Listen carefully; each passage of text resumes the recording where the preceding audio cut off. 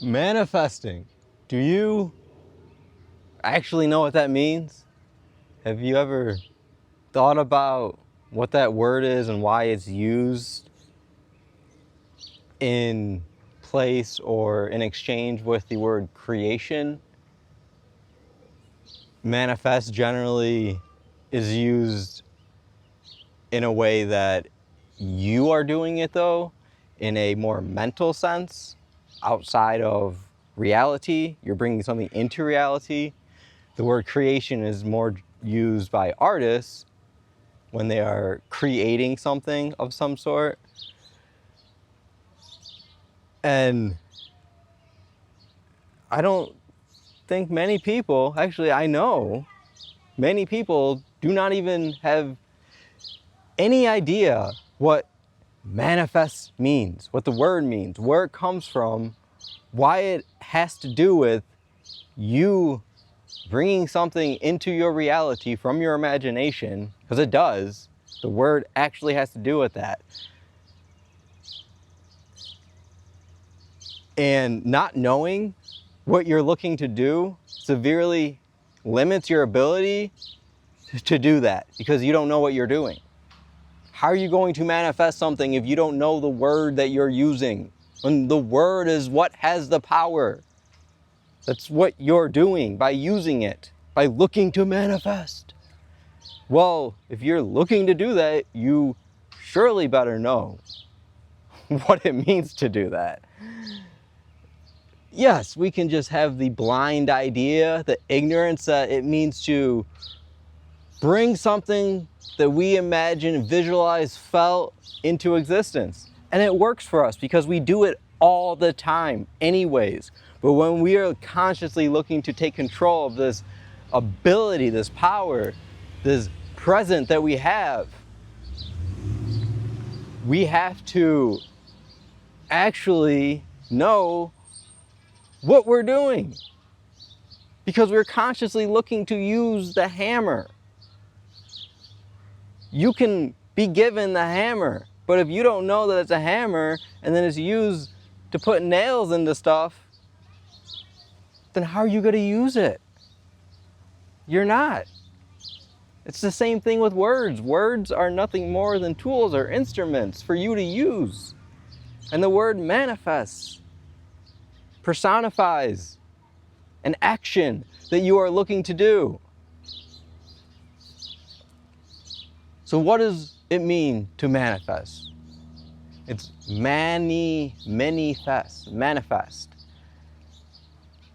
Manny, it's your hand.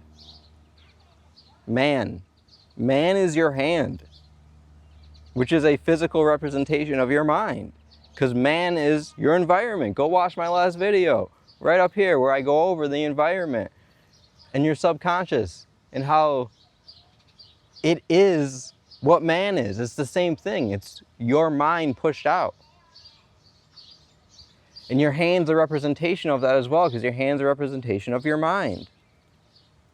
That's why your hand is used to do most of what you do in your life. Without your hands, you would have very limited ability in this 5-cycle existence that we are within, in physicality,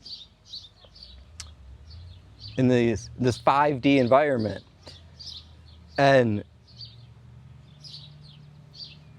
fest, so man is your hand, it's the physical representation of your mind, which is all around you.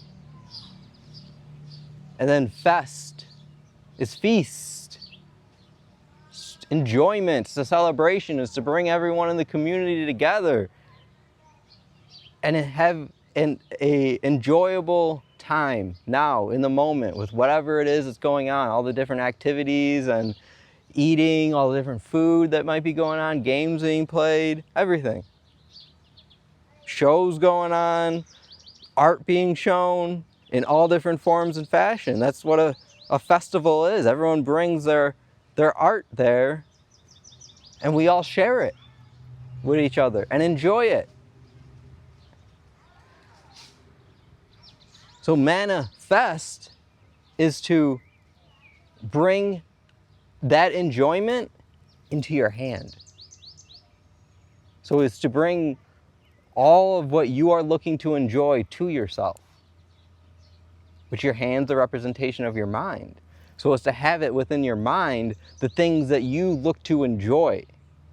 That is what it means to manifest. We can also look at this as shipping terms, the manifest of a ship,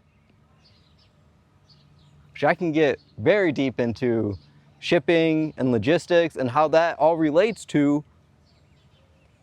life, creation, manifesting. There's a reason why these terms are used in the places that they're being used within the system. They're aligning themselves with nature.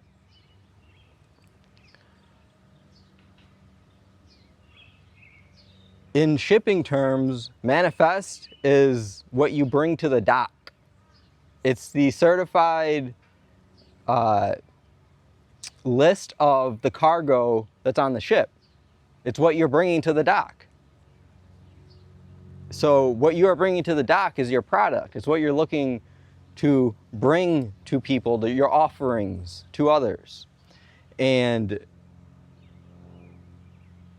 what do we do when we're looking to bring something from our imagination into physical existence? We got to bring it from the subconscious mind to our imagination, which we can see as the ocean, because it's limitless potential of anything could be flowing in there. And from there, we bring it onto land. We land it into a foundation to where it can be represented and grow, and we can see it and experience it. The same thing is happening when a ship docks. It's bringing the product off the water onto the land.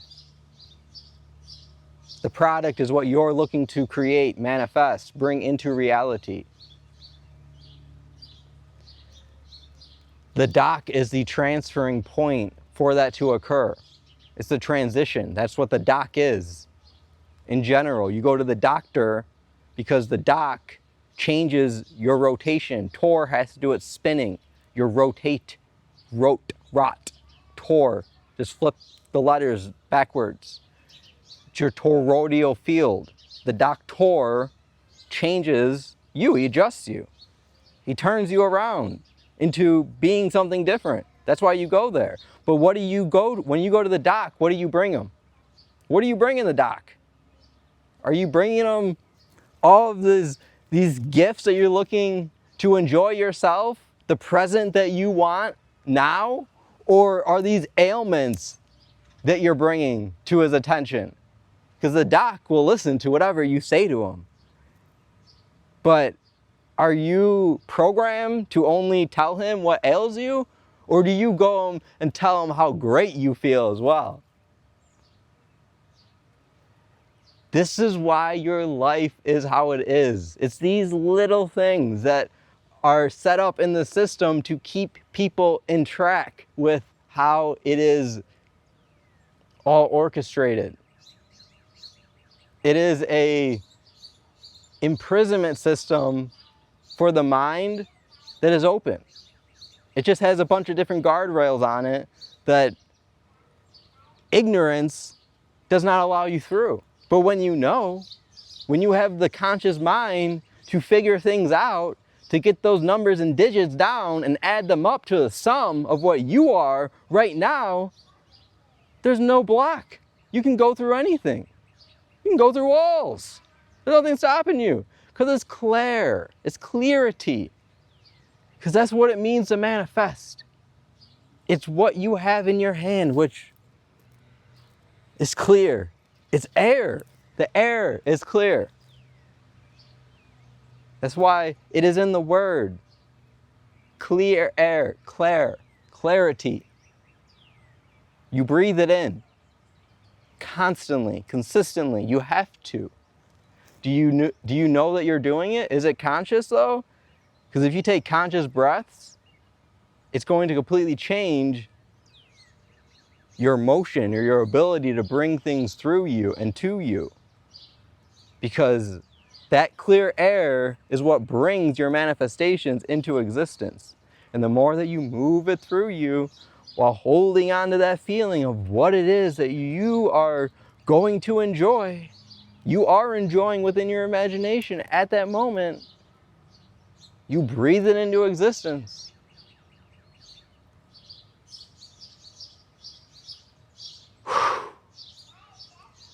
One last thing I want to say is regarding breathing, shipping, and bringing something into existence, movement, your nose, which directly links to your mind when it comes to